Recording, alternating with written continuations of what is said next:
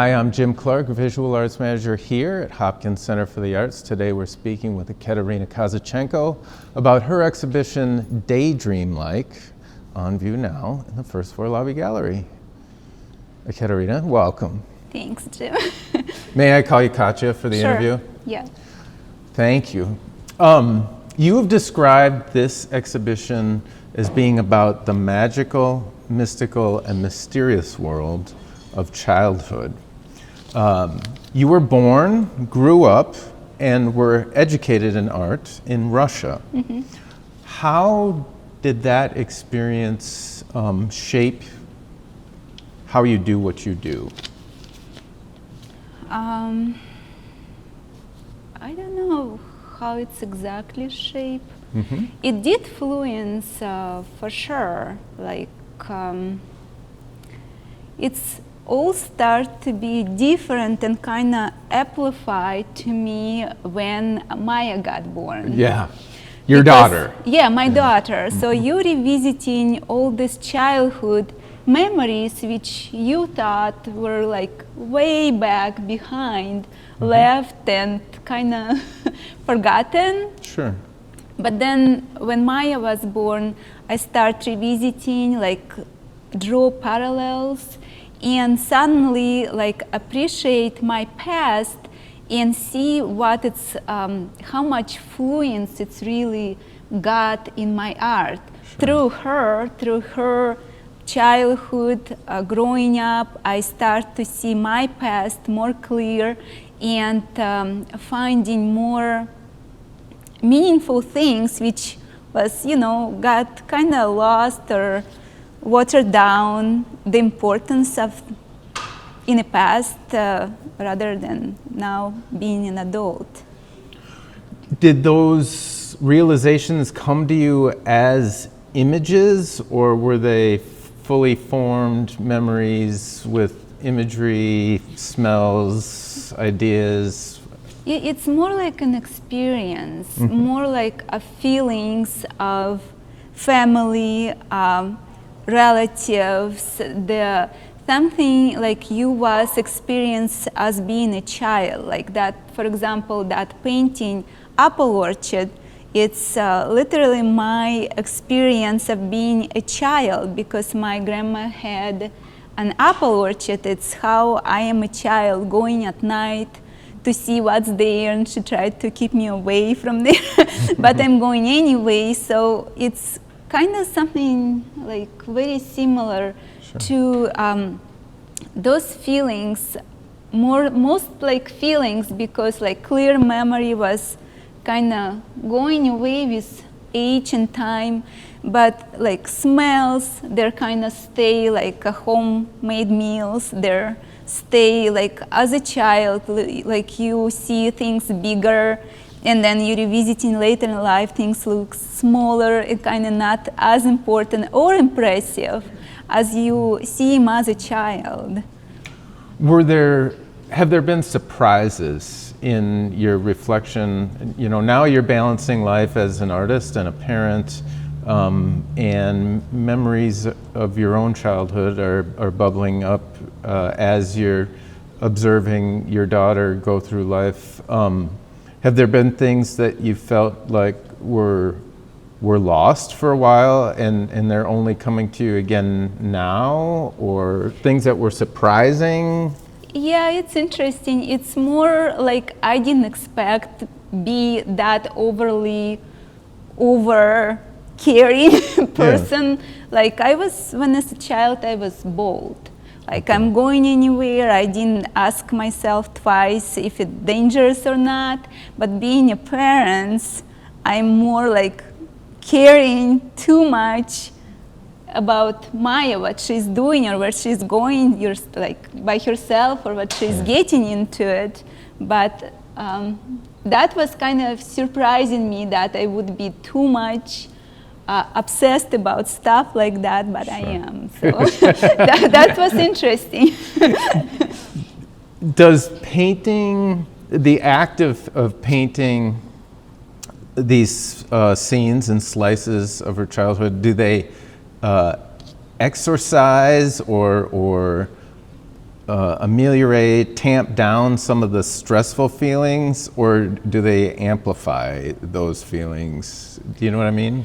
Yeah, they maybe they do. Maybe they amplify in some way, but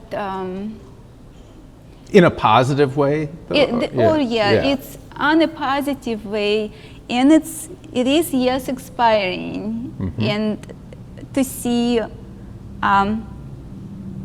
a child growing, of course, and try to understand her world, through my experience, and being an artist along with that. So try to see that moment as her growing up and try to paint that moment to remember it for myself and for her future. So it's kind of working that way. I don't know if I answer or not. Oh, no, yeah. Before this body of work, and there were roots of it before, because the painting of you in the apple orchard predated a lot of these paintings, and maybe set a scene or set a foundation for them. But what was the imagery that you engaged in before this theme? So that was something was still I was carrying out from my end of education, because when I was studying, we were fully focused on a human, like portrait, figure portrait, composition and stuff like that. And sometimes in between those things, I wish we would do more landscaping or more still lifes, which we wasn't. And so when I graduated my academy, I started feeling those missing parts. So I went to a lot of plein airs, a lot of doing landscaping, and the human on its own, it went kind of behind. If I paint a human, it would be just supplementing that big landscaping scene. It wouldn't be a main object of the painting. And then after Maya born, I kind of tried to, not like I tried to, it's more naturally way start to crawling all back. So human again become dominant of my painting. And I like it. Everything old for you was new again, in a way. Exactly, yeah. It was just new, but new in another way. It's not just another human being, it's just my own daughter, which growing, changing, and just I following her steps and just observing how she is, and just painting all these changes, try to capture her as she grows. Sure. Process-wise, how do you arrive at your compositions? Are you working from photographs? Do you conceive of a composition and then stage a photograph?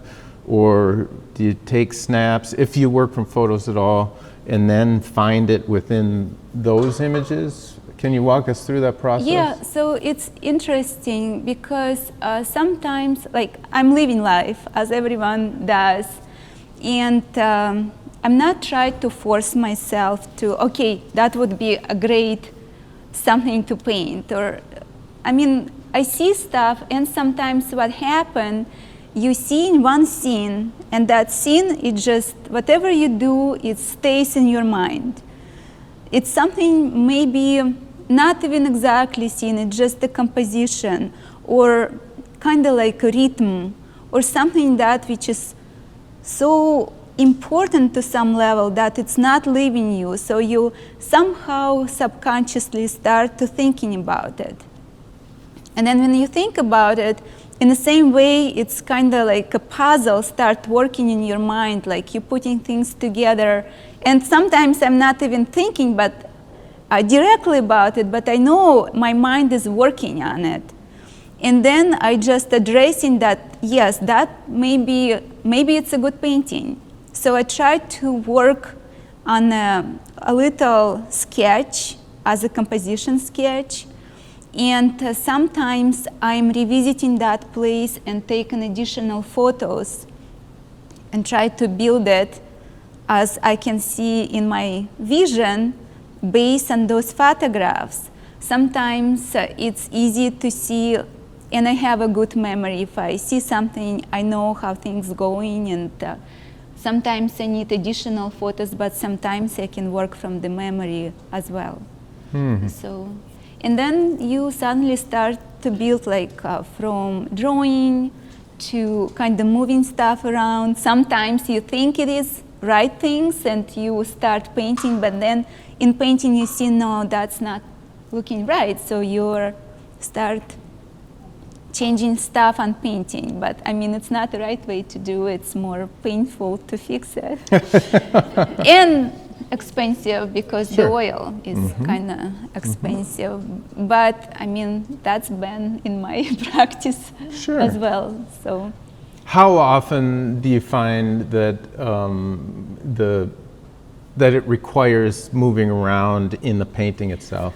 Well, you know, it's existing a golden ratio. Yes, it's like a system of how little parts balancing around and connecting with each other. You get a harmony based on that.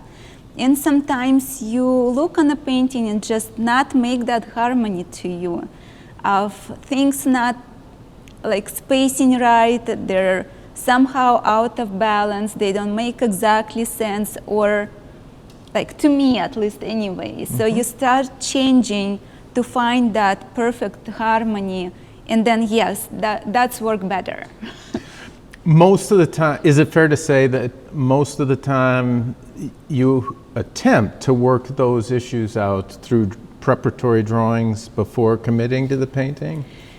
I try to. Yeah. Sure, try to. But sometimes when I open canvas in a color, in the right scale, then I see, oh no, I thought that's right, not right. So I try to fix it. Sure. But I rather do this through the drawing, through the preparation, rather than fix on a painting. Though. You had a significant, you have significant academic experience. You studied a long time. While you're working, do you hear the voices of a voice of a particular professor or instructor, or multiple voices, or have they all been left behind and you're just by yourself in that space while you're working? Well, it is interesting because I often thinking about that, but they always, they call them 60s when they work. So it's from very long time, and they're always kind of idealistic people, and the era they lived in was long time ago. So it's not exactly easy to take something from the past and make it apply to the modern life. It won't work. It's lost its relevancy? It did, because in the past they were working, they knew that they're going to got support from governments anyhow. And how I said, they're just, they make their craft, they didn't think to be managers for themselves. It wasn't required. They didn't teach us to manage ourselves as an artist. They teach us to be an artist. And that's what it is. And same with how they, like what they recommend for us. It's interesting. I try to analyze all the time, like how they did it, how we doing that, and how it's working or not working in a modern speed life, you know. But there was great philosophers, but just time is changing. Sure. What is the most significant, if you can say, and maybe it's not possible, but what would be the most significant lesson that you learned from your education that you still that you still utilize? Because it sounds like there's a good amount that you've kind of let flow out and away from you at this point. Well, it's the one main thing, it's a hard work. Yeah. Whatever it is, you just stay focused, stay working and keep working, and eventually something will happen, but you have to work. Sure. Yeah. How do you identify as an artist? What do you describe what you do? Because I think a lot of times people are applying terms and labels, and I have yet to meet an artist that was really comfortable with how other people describe their work, right? Are you a realist, a naturalist, a classicist? Do you think about those terms at all? I don't think I do really. I just mostly try to reflect on things I see around me. Sure. And I'm not that focused on labeling myself as an artist, and I don't think it's that important to me. When you were in school, was it identified as being teaching, that the teaching was of a certain tradition? Yeah, classic art. Classic art was the terminology that they used. Yeah. And do you feel like you've grown out of that or transcended it or synthesized it and mixed it with other elements? Well, when I studied, I always like Impressionism. Impressionism? Yeah, exactly.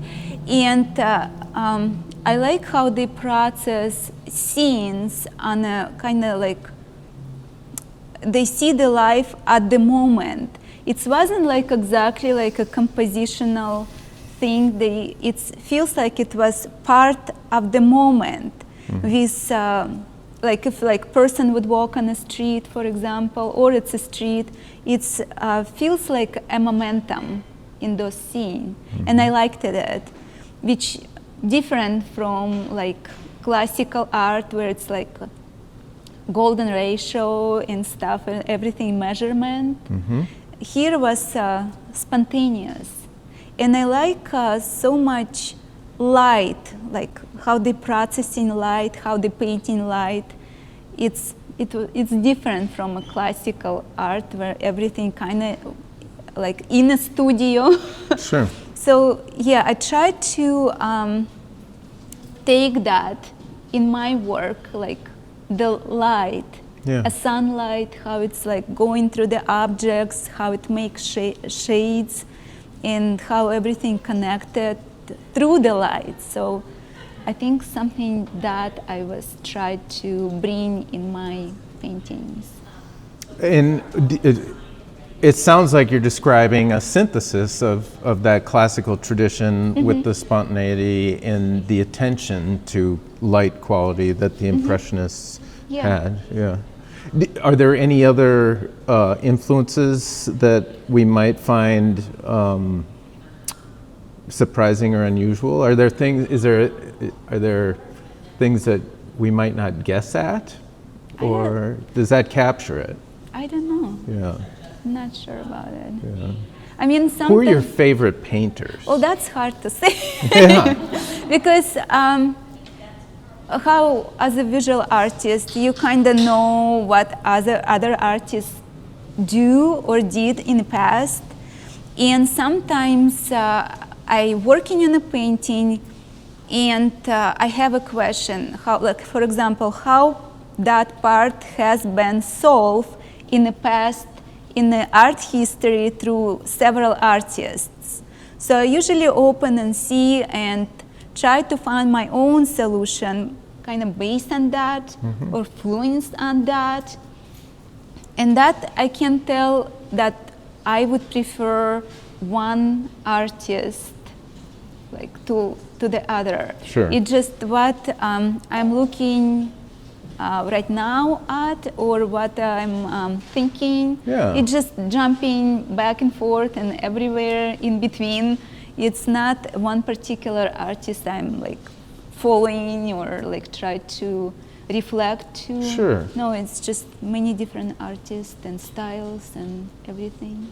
Is it primarily historical, or are you looking at contemporary artists as well? Some contemporary Yeah. artists are very interesting to look at, and Yeah. just it's always helping to see where people working what they're doing right now, and put yourself where you at that point, and try to analyze in a way like how the modern life is go and reflect through the art at the moment. Sure. So it is interesting for sure, and I like to see the artist who is working right now, because they all reflect on the modern life as we are, and interesting to see the waves how everyone does it. So. What are you currently working on? Is this theme still driving your work, or are you looking for the next thing? Well, paint mine, it's easy.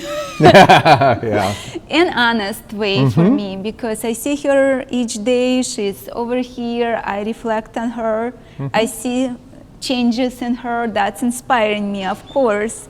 So it's always, and it's never the same. Yeah. So it's always changing as far as she's growing. So I'm probably going to continue follow her steps and reflect on that. Yeah. But I don't know, also maybe something I'll see excited and just try to paint this as well. How does she feel about it? I don't know. It's hard to say at that age of 8. Sure. If you even acknowledge that. But she isn't like, stop painting me, Mom. Yeah. She knows that Mom busy. Yeah, sure. Yeah. Yeah, that's what she's noticed. But I don't know, besides of that, if she value that or not, or I don't know. It's hard to say. How do you arrive at your palette of color? Do you go into a painting with a notion of the colors that you plan to use, or do you discover that as you're working?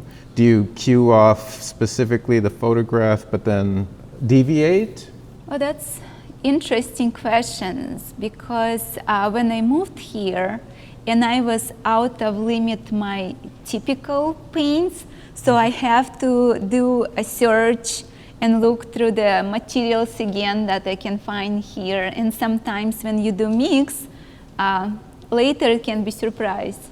Like color would change, or in a way you don't want them to change. So it's a kind of like life experience you're living. You try some paint brand, you adjust to them or not adjust to them, try to change to find everything. So that's what I did for a long time until I settled. You settled on what I like and what worked for me, because it's also like price quality always important for us, for the artist as well.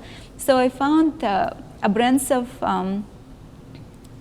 oil paint, which I replace my old oil paint, which is in Russia, and I can't get it now here.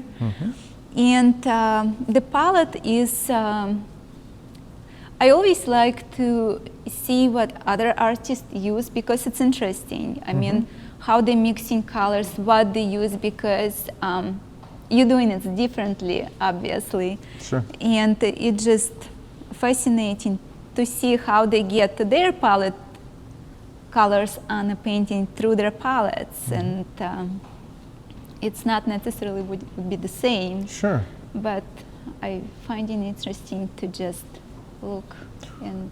How long ago did you kind of settle on your palette? Oh, and has it changed since much? It didn't change since much. Yeah. I found paints which work for me. I tried to a few different canvases. I find the one which worked for me, because I still stretching all my paints myself, and prep the canvases with all the materials. So I try a few ways. I try not oil, like acrylic base preparation, and then oil based, and I try linen canvas and cotton canvases just to see if it's make a difference, and of course it would. Yeah. And after I found everything which works, it works since.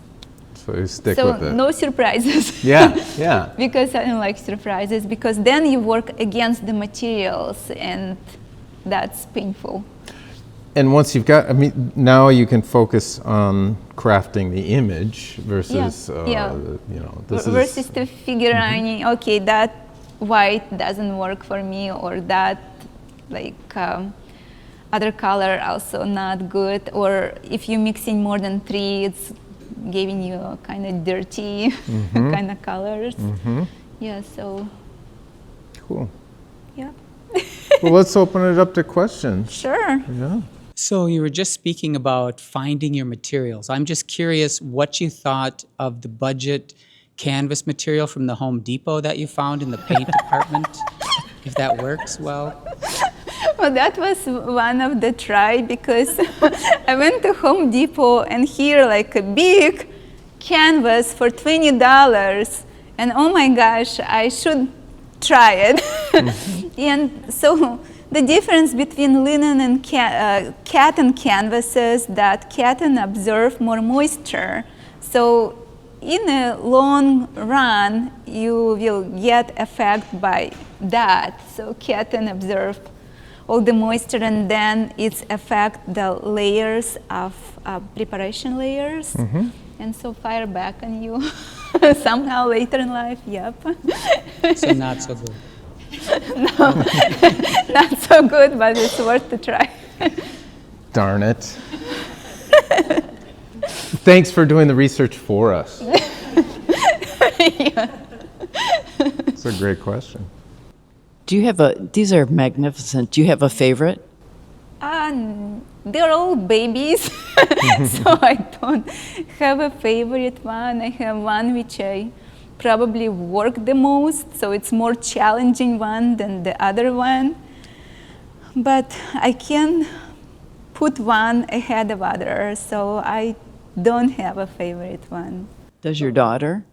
Well, That's I a have great many of her paintings, and I think I like them somehow on different ways, but I can pick one and say, that's my favorite of hers. No. Which one was the most challenging one? Apple Orchard was very challenging because it's, I paint the memory and I try to paint emotions, and I didn't have much of materials to work with, so it's more like, okay, here's, I'll wait until spring and see how apple blooms. Okay, I found one apple, but it's, I mean, I don't have any other around. So I put one and put other one, and maybe I'll change for more darker or lighter, more grass, more flowers, you know, and it's like working through so many loops, you know, but. Beautiful. We love that. Thank you. Hi. Hi. I just am really interested to know about the difference between, because I've never been to Russia, and it seems like a very mysterious place to me in a lot of ways. And I am just wondering about the art culture there versus the art culture here, and you know, what your experiences and feelings have been about doing art in both of those places. Okay, yeah. Thank you. It been different. I mean, for me it was different because when you go into academy, you studying, you get in artist environment. So you study with kids, which later become also artists. Some of them become gallerists, and you kind of like working in a circle of people who know you. Like professor would be say a few words to their friends, they would invite you to the gallery, to the show. When I moved here, it was very challenging because I didn't have any backup. I have to make my way from very beginning, like to get know people, to get art community. And Jim was the first artist I ever met. So I'm sorry for you. no, in a good way. Thank you. In a very That's special kind. way. So It's very yeah, kind. but art community was different because when I was in Russia, it's exists the Russian Union of the artists, where like they try to work with artists, they try to help, and artists work more like individual, but in a group, you know. Here, all the artists are individual, so you don't get help from any other union at all. So that's a big difference, I think. Yeah, that was another option in Russia. You can eventually get your own studio from the union. Here, it's no way. Right. Yeah, so. I have a question that's kind of similar, but I'd like to know from your childhood and your artistic adventure, how you progressed. You start out drawing a lot, and then you went maybe like to watercolors or something, and did a bunch of with other kids and stuff, or what was your experience growing up to become the artist that you are? Well, thank you for the question. It's interesting because I was born in a very busy city called Perm, industrial city, and mom and dad was working all the time, including summer, so they find a way. They think it would be the best. They send me out to village, which is located like rural area in the forest, and with some relatives which I had there. So they literally bring me there for whole summer, which I would be drink a fresh milk, breathe a fresh air, and all healthy and happy.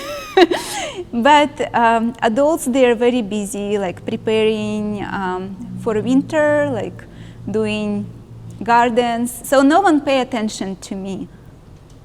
As a child, I would go eat sometimes, and the rest of it's my free time, whatever I want to do. So I start painting from being bored. So mom usually would send some color pencils or a pencil or a watercolor with me to go, and some paper. So from like wandering around for a few hours and like, did fishing and pick some rocks and like looking through the forest, I eventually, okay, I'll draw. And suddenly I start working on my skills by working an hour on a drawing each day. And then I see that I getting results. So that become for me interesting.